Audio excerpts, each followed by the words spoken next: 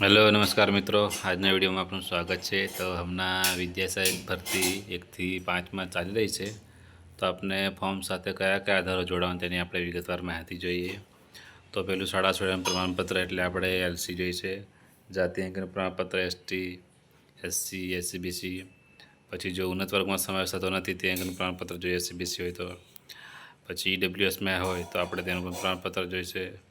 પછી કોઈ આપણે હેન્ડીકેપ હોય તો એનું પ્રમાણપત્ર જોઈશે, માજી સૈનિકનું પ્રમાણપત્ર, એચએસસીની માર્કશીટ, એનું ટ્રાયલ સર્ટિફિકેટ, ટેટ 1ની માર્કશીટ, કોલેજની માર્કશીટ, કોલેજનું ડિગ્રી પ્રમાણપત્ર, પછી કોલેજનું ટ્રાયલ સર્ટિફિકેટ, પીટીસીની માર્કશીટ, પછી પીટીસીનું ટ્રાયલ સર્ટિફિકેટ, પછી એનસીટી જે માન્યતા પ્રમાણપત્ર હોય પીટીસીનું એ પણ જોઈશે। પછી 1 થી 5 જે આપણે જે 16 અને 17નો જે મુદ્દો છે કે અગાઉ જો કોઈ નોકરી કરતા હોય અને તેમને જો ફોર્મ ભર્યું હોય તેમને તો ત્યાંનો નિમણૂક ઓર્ડર મૂકવો પડશે અને જે તે અધિકારીની હોય તેનો એનઓસીની નકલ પણ મૂકવી પડશે। પછી વિધવા અંગેનું સક્ષમ અધિકારનું પ્રમાણપત્ર, પછી વિધવા મહિલા ઉમેદવાર પુનઃ લગ્ન કરેલ નથી તે અંગેનું સોગંદનામું પણ મૂકવું પડશે। બીજા અન્ય ડોક્યુમેન્ટ પણ આપણે રાખવા પડશે।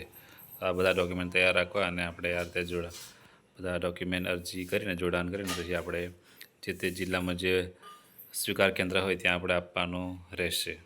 તો આ બધા પ્રમાણપત્રો આપણી પાસે રાખવા અને તમામ પ્રમાણપત્રો જોડીને આપણે અરજી વહેલી તકે કરીને આપી દેવા, જેથી પાછળથી કોઈ આપણને પ્રોબ્લેમ થાય નહીં। તો હવે નવા વિડીયોમાં મળીશું। તો અમારી ચેનલ લાઈક કરો, શેર કરો, સબસ્ક્રાઈબ કરો। Thank you.